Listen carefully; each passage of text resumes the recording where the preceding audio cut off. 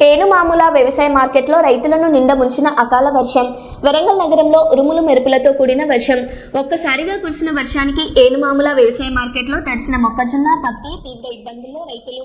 పత్తి, మొక్కజొన్న షెడ్లకు తరలించే లోపే ఒక్కసారిగా వర్షం కురవడంతో పూర్తిగా తడిసిపోయాయి. పత్తి, మొక్కజొన్నలు తడిసిన కారణంగా కొనుగోళ్లపై తీవ్ర ప్రభావం చూపుతుందని రైతన్నల ఆందోళన.